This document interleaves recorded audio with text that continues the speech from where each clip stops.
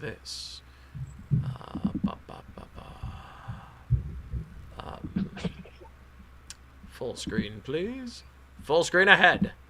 Very good. Okay. Cool. Hi. What's up, everybody?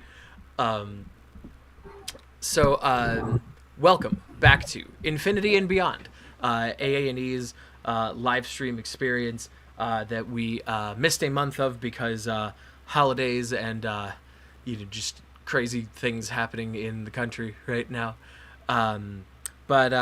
Welcome. AA&E is happy to present. Oh my gosh, where'd my script go? Welcome to AA. Okay, this is an interactive stream about issues that matter to us, the autistic community. So with open minds, let's share our opinions and questions. AA&E is an organization that provides services to autistic folks, their families, and the folks and professionals that support them. You can click the link in the description to learn more. My name's Olive Gallup. I've worked at AA&E for 8 years now, I want to say. I've been diagnosed with autism since I was 6, and I am published on the intersection of being queer and autistic. I think we can go ahead and hop into our questions right now for my lovely guests. Speaking of which, lovely guests, could you guys just tell us a little bit about yourself? For instance, we have Carrie here, and I would love to hear why you're here and how we're gonna, chit chat today. Sure. Why am I here? Sorry for Carrie. Such a brazen sounding question. Why are you here? I went through the AA&E therapist certification courses, so I'm a certified neurodiverse counselor, and I work with couples where one or both people are neurodiverse, and I'm also in a neurodiverse relationship myself, being the neurotypical spouse, and I'm coming to you from Seattle, Washington. Amazing. Very cool. Thank you for joining us from all the way across the country. And as she said, we are talking about neurodiverse relationships, things like that, of that ilk, and particularly to do with the family today. And on that same topic, Alex, I think you have some relevant credentials as well. Yeah, absolutely. So I'm Alex. I am an engineering manager, or software engineering manager at a company called Thumbtack. I am also in a neurodiverse relationship where I am autistic and my wife is an ADHDer. And I'm just north of Boston in the Lowell area. Super. Thank you very much. Thank you both for explaining both of those things. Very cool. So let's hop into some of our discussion today. You guys have kind of described what your families are like, and then what different neurotypes at play, or what different neurotypes are at play. I can form a sentence, I promise. If you had to name maybe some specific challenges to being in a neurodiverse relationship, what would you bring up? What would you bring up in that sense? You want to go ahead, Alex?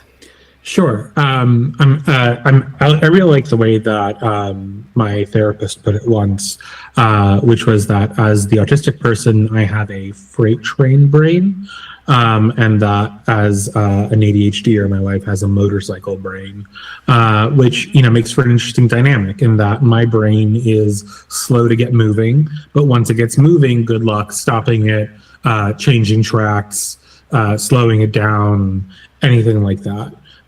Whereas my wife kind of zips in and out of the lanes, and it's kind of all over. I don't want to say all over the place, in a good way. Gotcha. I can see how those different styles might be jarring to have to deal with sometimes. Is there, and forgive me, I don't mean to like ask you to like dig up like dramatic times in your family, but if you're comfortable, could you perhaps name an example of a time where the motorcycle and what was the metaphor you used for yourself? Oh, the freight train. Yeah, where the motorcycle and the freight train maybe were on the same tracks, so to speak. Yeah. So, I mean, the this isn't a specific example, but I think one of the ways that it's like really, really obvious is so like when my wife and I are doing things together, and I have a task that I'm doing, and she's coming up with more tasks. There's like 4 more tasks that she's come up with, but she can't hold them in her brain particularly well, and so she lets me know as soon as she thinks of them, what these tasks are. But I'm focused on this original task, and so it's kind of like I'm focused on this. I can't really take the 4 other tasks that need to get done that you've thought about. I need to kind of focus on this. Mm-hmm. Gotcha. Okay.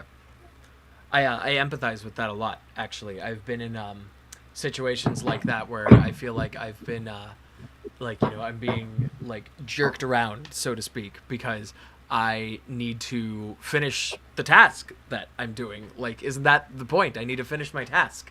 And then but I also can at least sympathize with the other perspective of like, maybe staying on one task is like grading, and like we need to switch to maintain interest. Yeah, absolutely. Mm-hmm, for sure. Forgive me for asking you to speak for your wife, but do you think that's accurate to her experience, where she feels like she needs to maybe like switch around sometimes to keep things interesting? Yeah, she definitely does, and like she's definitely expressed in the past, just it's hard for her to kind of keep a lot of things in her brain all at once. Like, it takes energy, each different thing, and so she's able to offload those those tasks or whatever they are onto somebody else. That's the best way to get them done, because otherwise she's liable to forget. Understand. Yeah, for sure. Thank you. I appreciate that. Mm-hmm. And Carrie, do you have any ways that the differing neurotypes in your family present any challenges for you? Sure. I mean, I think a lot of times, my husband and I have a lot in common, but we also have very different realities and views of the world at times. And so trying to communicate between those worlds is always the goal and the challenge at the same time, right? One thing that he and I have talked about a lot is that, I think we read about this in a book, that he really has something called divergent thinking. And so when he's in a conversation, he may, go from this topic to that topic, and this is interesting, and that reminds me of this. Whereas like I might bring a topic up, like this book I'm reading, and I really want to talk about this book. And he says, well, that reminds me of this book I'm reading. And so I have what's called convergent thinking, and he has divergent thinking. And so I like maybe staying on a topic for longer, and he likes moving to new topics. And so we're always kind of trying to figure out how to bridge that and be able to understand the other person's language, but also honoring our own. So, that's just one example that comes to mind, but I think there's a lot of those kinds of things that come up. Mm-hmm. Right. Yeah, that makes sense. That certainly makes sense to me.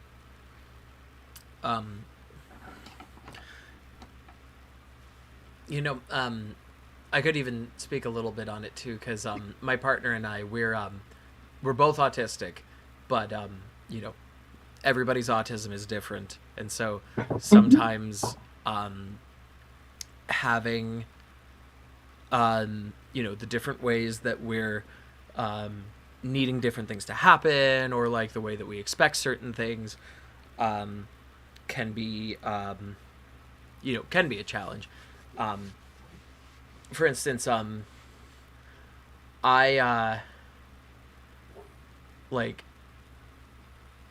actually, I don't know if I could even speak on that. So, I'm not sure. I'm gonna abstain while I don't have permission to talk about it. So all I'll say for the time being is that I can empathize for this topic for sure.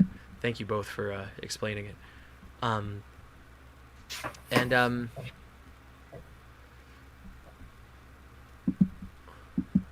don't think all of my message here got copied. That's great. Let's see.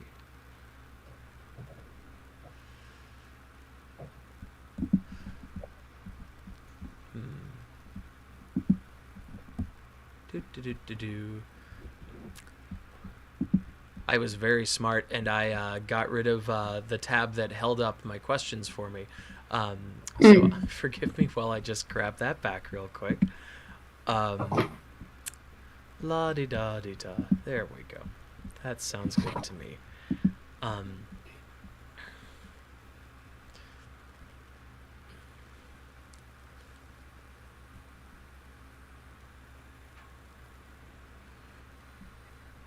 So, we talked about challenges, and not everything has to be challenges. So, there's obviously like tons of points of beauty and just cool things that happen in neurodiverse relationships. So, could either of you tell me about a time where your family's unique neurodiversity was particularly apparent to you? Whether that means whether that be a challenge or if it is something that was particularly joyful, or even just a time where you just sat back and you're just like, oh yeah, wow, that's that's why this is happening. Yeah, please feel free to share, either of you.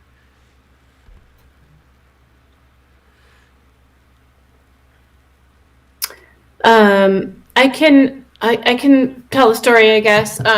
So one thing we're currently working on is a lot of times in social situations, my husband will kind of pick a topic and expand on that topic, and there's sort of it's very hard for me to get a word in, and so we're trying to figure out if some way to check in throughout the evening if we're in a social situation, especially because we have young kids, and so there's a lot of reasons why we might have to check in about the kids, or it might be time to go, or this kid needs this, or it's time to feed this kid.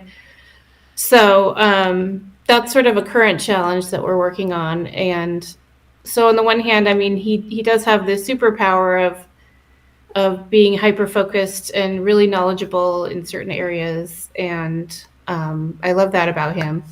On the other hand, I'm sort of the one that looks at the big picture, and I'm watching the clock, and I'm looking at the time, and I'm wanting to check in with him. So we're trying to figure out if, he can set his clock for every half hour, do a check-in, or some other way, because, we just operate very differently in big social situations. So that's one thing that's going on.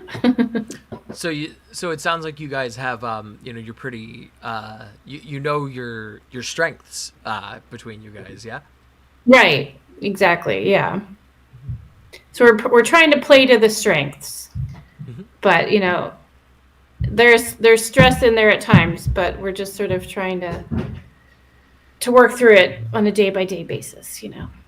Sure. Yeah, that's good. That's really good. I'm really glad that you guys are working on it so consciously. That's, I think, in general, lots of couples can stand to learn from that, even if they're, or, no matter if they're neurodivergent or not. Alex, what about you? Can you think of a time where the unique brand of your neurodiverse relationship was quite apparent to you? Absolutely. And I do have permission to share this story. Okay. Cool. So we at one point in our new house, we bought a new cabinet for our living room. And so the space for this cabinet was right in front of where all of the HDMI ports were in the wall for the TV in that room. And so before this cabinet, we had this kind of crappy backless bookshelf. Like it was not good. But anyway, so obviously Maggie really wanted it gone. Of course. But in order to do that, we had to unplug everything that was plugged in behind there, and that included like the internet and like all the TV things, of course. And so Maggie was so excited to get this new cabinet in that she kind of just like yanked all of the cords out as much as she could, which is the pure ADHD.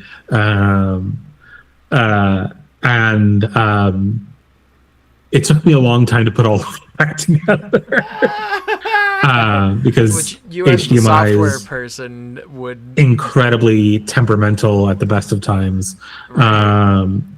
And so yeah, it was a day or two of trying to figure out what everything was, how it went back together, and why it wasn't working this time. So yeah, and my way probably would have been to remove them one at a time, label them, go about it a bit more methodically. But I also do understand the strong desire to see something, and the kind of need for more instant gratification. Yeah, for sure. And as somebody, I also have ADHD, so I'm ADHD, so I can empathize with both sides of that desire there of like wanting to do it methodically so you don't have to worry about it later, but also like, wouldn't it be sweet if this was done right now? So let's go. Absolutely, for sure. In hindsight, do you look at that situation with any sort of fondness? Because I know that it must have been frustrating in the meantime with you having to put everything back together. But like, in hindsight, you might think like, that's kind of funny. Like, what are your thoughts? Oh yeah, no, it's a funny story we tell now. Totally. Yeah, for sure. It wasn't quite so funny in the moment. Right, for sure. That's pretty cool, man. Hell yeah. Thank you both. I appreciate your stories a lot.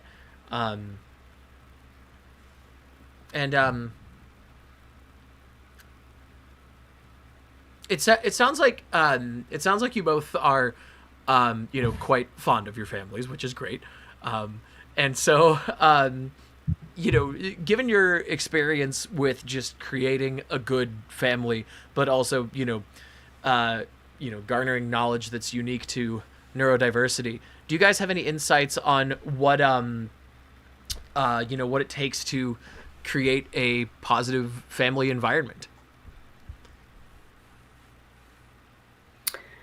Yeah, I mean, I would say communication obviously is key, and that's sort of a cliche, but it's better to over communicate than under communicate, and I think both people have to be not only willing to talk about things, but also be willing to look at themselves and to make changes. I think that's the only way any relationship can work, really. But it's just really key in neurodiverse relationships in particular, because it can often be this, gap between these styles and this world view. And so being able to really ask a lot of questions, explain a lot to each other, explain more than you think you need to explain to your spouse, I think is really important. I so agree. Like, over communication is like, because I'd much rather my partner tell me like, hey, it's okay, I know, than to be like later like, why didn't you say that? Like, exactly. For sure. Yeah. Go ahead. I completely agree on the communication side, and just I think there's a lot of understanding that needs to happen on all sides of how the other's brain works, and the ways that they communicate, and the best ways to communicate with them, that sort of thing. I think I think this is important for any relationship, but a good couples therapist is also super helpful in terms of. Shout out Grace Myhill, very cool. Just in terms of I think it's sometimes difficult when you're, in the relationship to kind of see things from an outside perspective, and so having somebody else to to help develop better communication skills, to better understandings of both ourselves and our partners, and so on and so forth. And yeah, it's really important to find somebody who is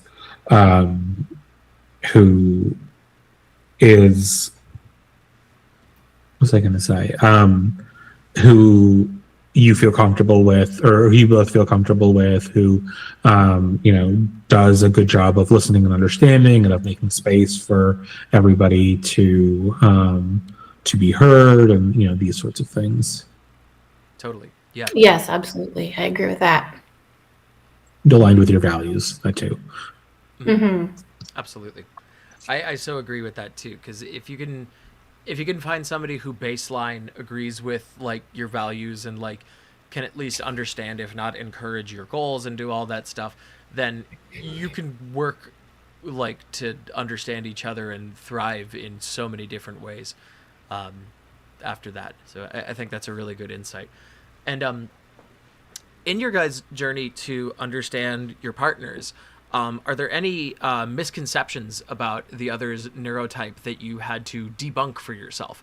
Alex, I know you mentioned like, you as an autistic person and then having an ADHD wife. Like, is there anything that you had to like unlearn about ADHD as you were getting to know her better?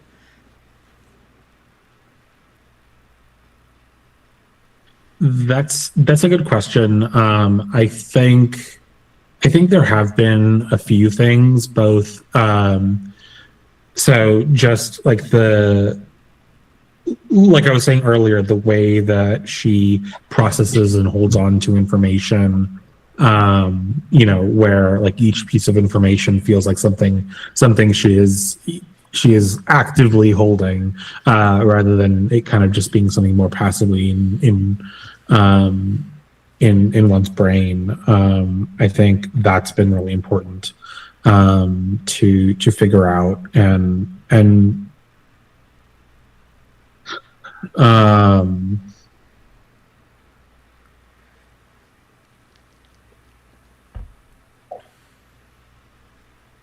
there are definitely others. Maybe come back to me in a minute. Of course, yeah, no worries. Carrie, do you have any misconceptions you had to unlearn, between you and yours? Good question. I mean, it's funny. My younger brother has autism also, so I grew up with him, and so I guess figuring out, when we figured out that my husband was on the spectrum, I had to not only learn about what was different between my brother's autism and my husband's, but also, I mean, as a therapist, I've worked with lots of different people, and there's that old saying that once you meet a person with autism, you've met a person with autism, because everybody is so different. And obviously there are some similarities, some themes, just so it's been interesting to try to figure out, my husband's specific flavors and traits that are, both understandable in the grand scheme of what it means to be neurodiverse, but also how it's very specific for him. And so yeah, that's been really an interesting journey for sure. Mm-hmm. For sure. Yeah, I get that. Indeed. I feel like I'm learning about that, not just with my current partner, but like between like every partner I've ever had, is like, learning what makes them tick. And I've gotten to the point with some folks who I've dated where I've like I'm looking at me and like looking at a lot of my autistic friends and then looking at them and I'm like, are you sure you're not on the spectrum? Like it's fun to maybe see that in somebody sometimes. For sure. Alex, did you have any other instances you wanted to mention? Yeah, no, I was thinking, like, I think just in general, um, knowing that whatever is going on, there's a lot of stuff going on under the surface, that kind of leads to these things happening. And so if you're able to understand, what goes on, under the surface, then it helps to understand, what happens in general. That's awesome. Yeah. We actually had a nice comment come into the chat a second ago. Our very own Ryan Walsh asks, when you see conflicting needs come up in your relationships, how do you go about bridging that gap? Because, like having different neurotypes can mean just having different needs, period. So if those needs ever clash with each other, how do you solve that? And do you maybe have an example of a time that happened that you're able to tell?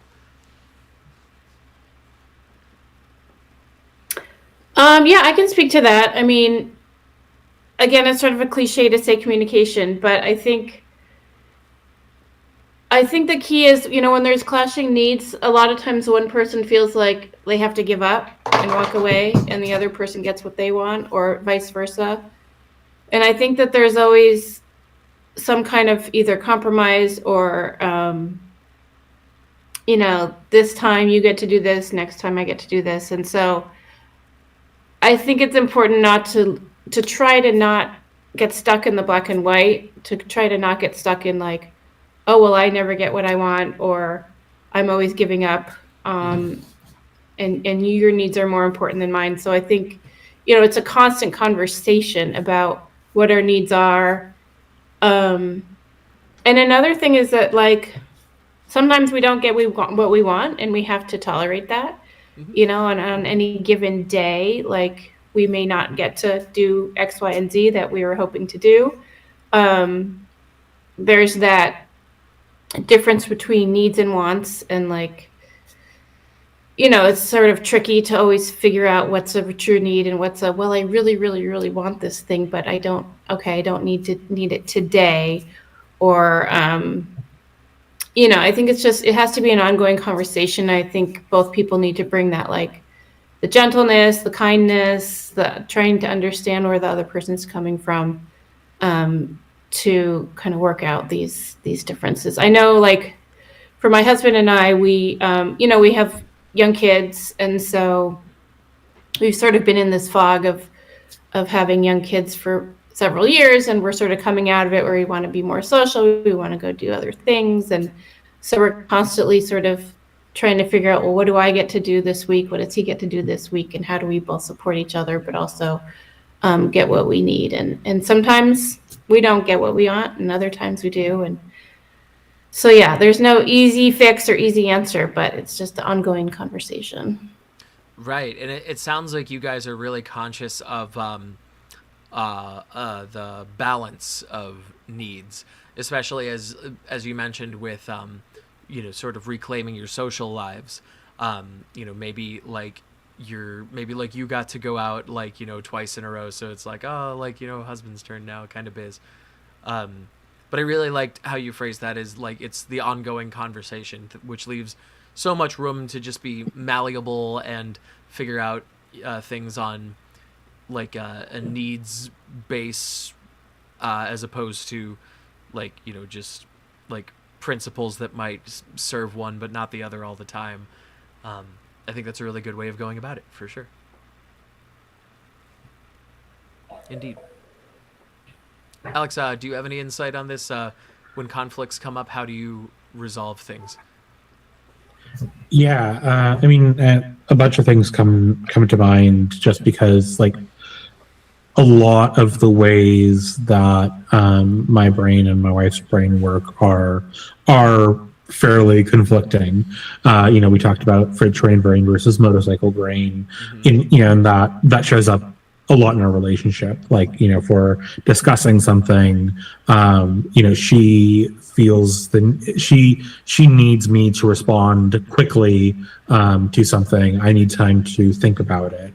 Or I tend to be a quiet internal processor, and she processes more externally and more vocally. Things like sometimes I just need to be alone, and she needs to be together, and a lot of it is just like taking turns and finding balance, being able to explain why these things are helpful.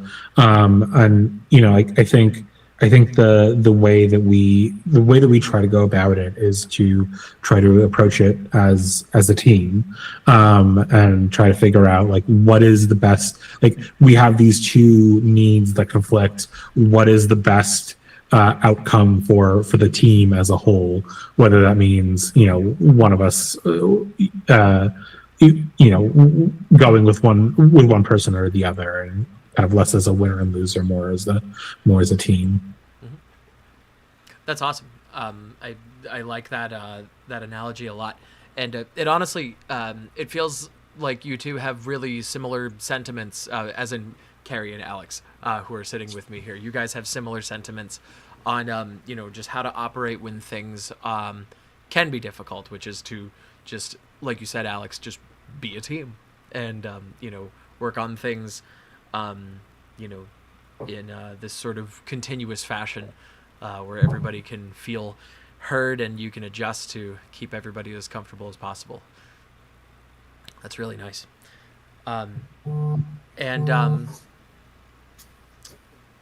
It's I think it's worth it to say that when we talk about neurodiverse families, it's like the typical family is not neurotypical and neurotypical person. Like, to call something neurodiverse does not necessarily mean like one of the partners has to be neurotypical, or like neither have to be. Like, being neurodiverse is just how it all is, because we all, so many people have different neurotypes, and there's so many different combinations of families that we can have.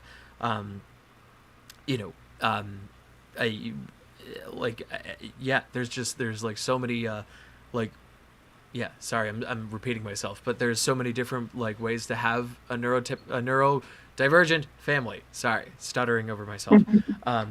But that being the case, I think there can be a lot of misconceptions about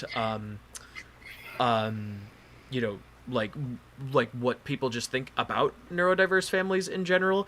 So I asked you both a second ago about misconceptions that you had to deal with internally, but could you perhaps name a couple that you might feel are external to your relationship, and just things that people might not quite understand about neurodiverse relationships in general, and what it's like to have a neurodiverse family?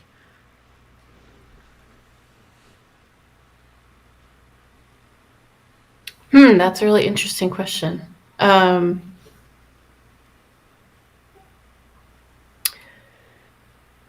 I mean, I do think that there's a belief out there that they're hard, and that may be true, but I think that the key is to really find those superpowers that each person has. I think that's what's gonna make any relationship be successful. And so, I wouldn't just throw the baby out with the bathwater type thing. I think that it's worth it to educate yourself and to get therapy and to really learn about the neurodiverse relationships before, making any decisions about whether somebody's, compatible or not after discovering a difference, for instance, because there's a lot to be learned and a lot of hope out there for people that might be challenged in this situation if they get the right therapist and can work out certain things. Mm-hmm. If that makes sense. I think so. For sure. Thank you. Alex, what would you say there are misconceptions about in general for the neurodivergent family? Yeah, no, a couple of things came to mind. One is that being a neurodiverse and specifically neurodivergent family, that it doesn't exclude you from being a parent, being a good parent. There are plenty of neurodivergent folks who are excellent parents. And then also, the thing that I was thinking about too was a neurodiverse relationship is in a lot of ways the same as any relationship. And the things that we've talked about tonight are just things that should happen in any relationship, regardless of neurotype. They're perhaps slightly more important when the neurotypes don't always play nicely with one another. But I think the misconception I think people might have is that a neurodiverse relationship is different than a completely neurotypical relationship, and I don't think that it is. I just think that that a lot of what happens in a neurodiverse relationship has to happen more explicitly, and a lot of what happens in a neurotypical relationship happens more implicitly or doesn't happen at all. And so, yeah. Mm-hmm. That's great. And yeah, well put. I really like that. Mm-hmm. Totally, yeah. So one of the things I latched onto when you were talking, Alex, was how you mentioned that, these strategies can be true for any kind of relationship. It doesn't necessarily have to be applied just to neurodiverse relationships, which to me, sort of continues to back up the sentiment that, a neurodiverse relationship is it's no less and in no ways any different really from just knowing somebody. Because if you take the time to get to know somebody, and then given neurodiversity, to take the time to get to know their neurotype and how that behaves in your relationship and how you two work together, then that's just a practical skill to have. Yeah, it's like what I tell people about communicating in general across neurotypes, is that there is a lot of trying to understand how the other's brain works, and that's just good practice overall. You should be trying to communicate in a way that whomever you're talking to understands best and processes best. And so I think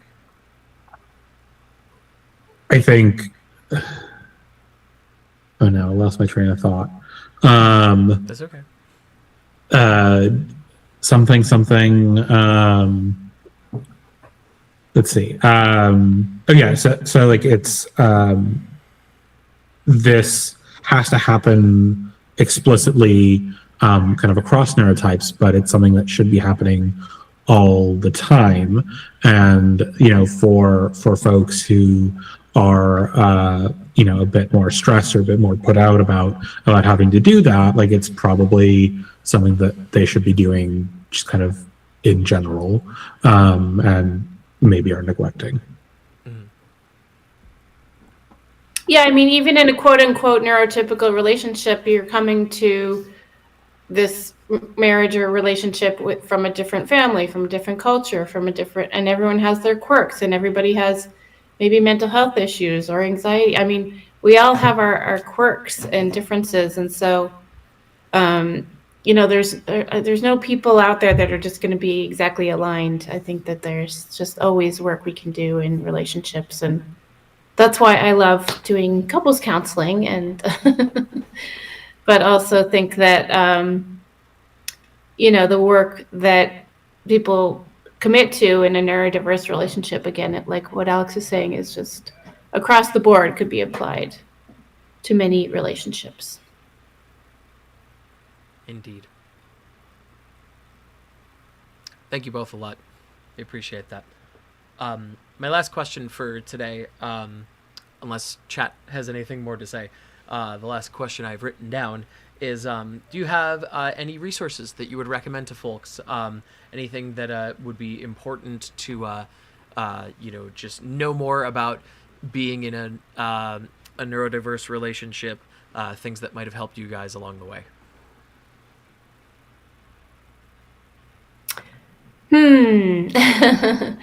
Well, there's a lot of good books out there on neurodiversity. There's a few really good ones about neurodiverse relationships. There's one I just read called Your Brain is Not Broken, which is really great one for ADHD and spectrum issues, just about, kind of laying it all out, like what is ADHD and what is autism, and how it doesn't talk specifically about relationships, but it does help shed a lot of light on how to think of some of these issues. But yeah, I mean, there's a lot of books. I know AANE has a really great website with a lot of these books on them, but yeah, I can't think of the titles at this moment, but that's okay, for sure. Yeah. Yeah, I think books are good. I also think for those who are on various social media platforms, there's usually like I know for autistic folks, there's an actually autistic hashtag on places like Blue Sky, Mastodon, Threads, if anybody's still using Meta products. And so like those can be a really great way of just kind of like understanding a little bit more, like hearing directly from autistic people about their autistic lives and trying to understand a little bit more.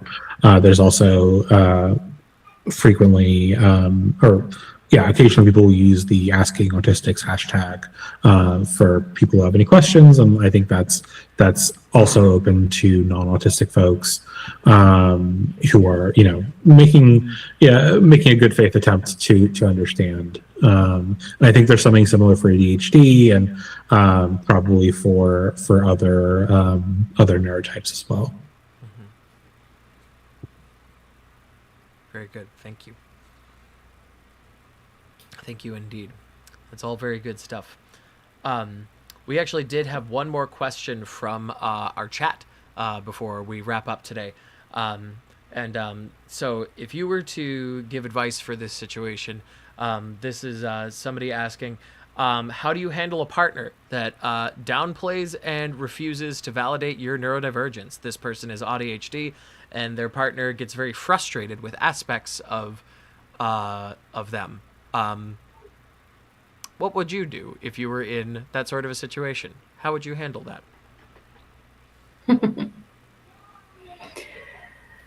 Well, hopefully get into couples counseling.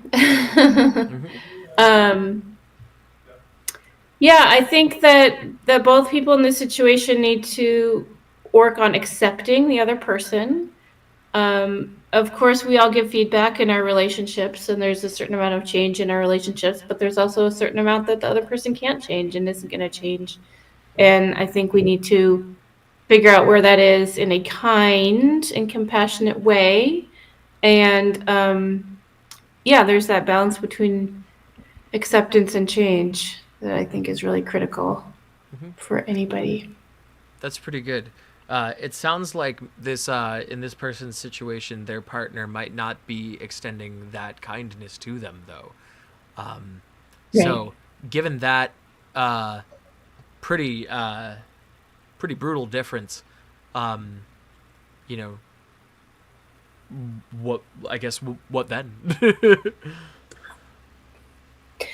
Well, we all have our deal breakers, right? And sometimes it's important to even write them down and say, here's a list of my deal breakers, and someone disrespecting me and my neurotype is sort of on the list of like, how can we go forward in this situation unless the other person's willing to like look at that or seek help or something like that. But I mean, everybody needs to have that list and to be true to themselves, and not be in a relationship where you're not feeling validated. Totally. I like the idea of writing it down.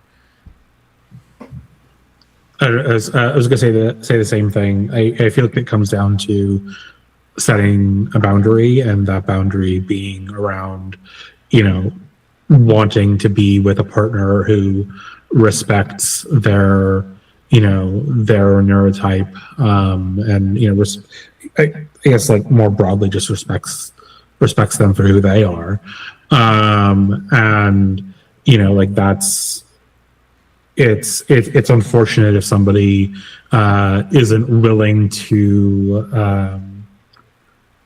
respect that boundary, and I think you can, like, if they are interested in learning more, like there's a lot that you can do, or a lot of resources you can point them at. But if they aren't, then maybe that's not the right person for you, which is probably not the answer anybody's looking for. But also, life is too short to feel like you have to hide part of yourself. Yep. And forgive me for this I guess kind of out of left field quote, but in the words of the rapper Exhibit, damn right. Nice. And I think on that note, we can probably wrap up for today. Okay. Real quick shout out to once again to our lovely Grace Myhill, who is doing a workshop with our colleague Jay, who wanted to be here on today's episode of the live stream, but couldn't. So watch out for that coming up. That's great stuff. And just once again, real quick, A&E here is an organization that provides services to autistic folks, their families, and the professionals that support them. You can click their link in the description to learn more. My name's Olive, and this has been Carrie and Alex with me here today.